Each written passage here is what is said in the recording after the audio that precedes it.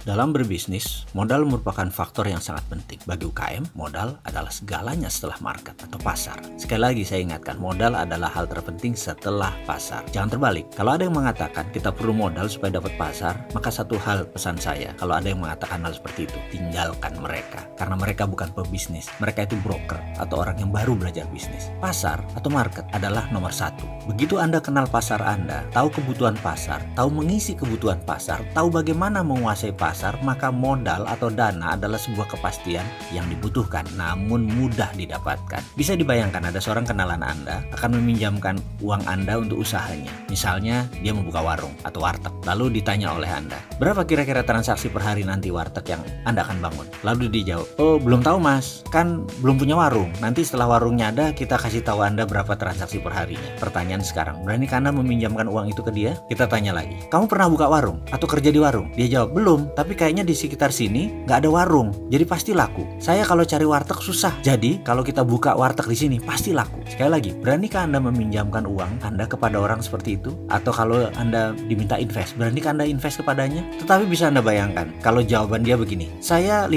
tahun bekerja di warteg, lalu sejak 3 tahun yang lalu saya buka warteg kecil-kecilan dengan paman saya di daerah Pamulang. Sudah jalan bagus, lalu saya sekarang ingin buka sendiri. Kebetulan ada lokasi bagus di sekitar Blok M. Karena di sana nggak ada warteg, ada tempat murah lagi kebetulan, deket terminal lagi. Jadi saya mau ambil. Kebetulan juga supir angkot langganan kami yang di Pamulang itu kan bolak-balik Blok M Pamulang. Dia cari warteg di Blok M susah. Jadi karena itu saya mau buka di sana. Kebetulan saya punya modal separuh lagi saya perlu modal. Dengan penuturan seperti itu, akankah Anda invest kepada investasinya? Jawabannya pasti iya. Bahkan secara psikologi kejiwaan, Anda siap rugi bergabung bisnis dengan dia. Kenapa? Karena dia sudah mengerjakan homeworknya, sehingga kepercayaan Anda atau trust Anda naik. Jadi walaupun rugi, Anda siap bersama dia. Baik, kita lanjutkan. Saya ingin memberi pelajaran tentang arti psikologi dalam berbisnis dalam video kali ini. Dalam aplikasi psikologi yang diterapkan dalam bisnis, banyak faktor yang akan kita bahas. Ada perilaku pasar, ada sifat pembeli, ada perilaku individual dalam organisasi, ada budaya perusahaan, ada social value atau nilai sosial, dan banyak ragam lain. Kita beri ilustrasi sederhana. Kita bayangkan dalam benak kita sekarang, Anda berada di daerah muslim. Sebuah toko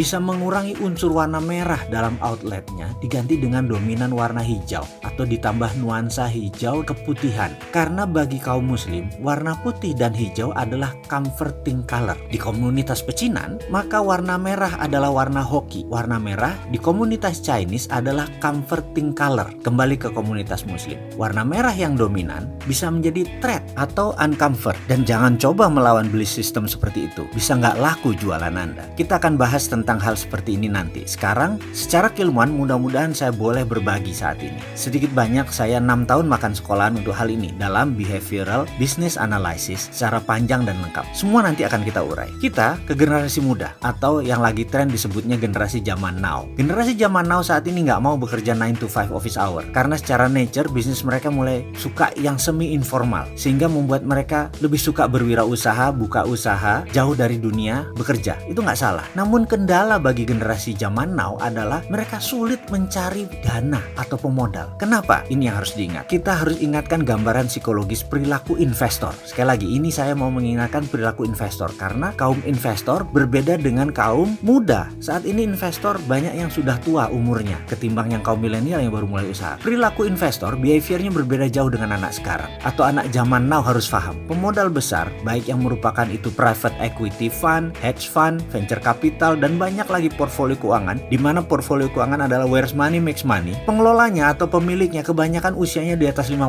tahunan. Bahkan kalau diambil rata-rata angkatan Bill Gates di atas 60 tahunan. Mereka lahir di atas tahun 55-an sampai 70-an. Itu adalah kaum investor kebanyakan usianya di sana. Di mana pada saat internet booming itu adalah masa periode angkatannya Bill Gates. Angkatan sekarang adalah angkatan pemanfaat isinya internet karena itu banyak digital. Berbisnis berbasis digital ini kebanyakan anak-anak muda. Sementara yang menguasai keuangan usianya di atas 55 tahun. Para investor semua di atas 55 tahun. Sementara sekali lagi, ciri mereka bukan gadget minded. Sementara anak muda sekarang gadget minded. Sekali lagi, ini harus diperhatikan perbedaannya. Mereka masih merupakan manusia yang membutuhkan presentasi fisik, kehadiran memerlukan fisik, mereka masih memerlukan berhadapan dengan Anda. Mereka masih melihat bagaimana Anda di meja makan, bagaimana cara Anda berbicara dengan santai, apa topik pembicaraan Anda. Dari sana dia bisa melihat isi kepala Anda. Mereka masih memerlukan melihat langsung vibrasi Anda, getaran Anda. Mereka ingin melihat body language Anda. Mereka masih ingin bertatap langsung ekspresi wajah Anda. Mereka tidak pedulikan dengan presentasi yang mengkilat, yang keren. Mereka masih ingin melihat sepatu apa yang Anda pakai, jas apa yang Anda pakai, kepercayaan diri seperti apa yang Anda ingin munculkan. Itu masih penting buat generasi baby boomer. Sekali lagi, angkatan mereka, investor senior tersebut masih membutuhkan direct contact dengan Anda. Psikologi kejiwaan Anda, kematangan emosi Anda, kedalaman filosofi Anda, tentunya fire api di dalam Anda itu penting. Mereka ingin merasakan langsung. Disinilah kegagalan terbesar para pebisnis startup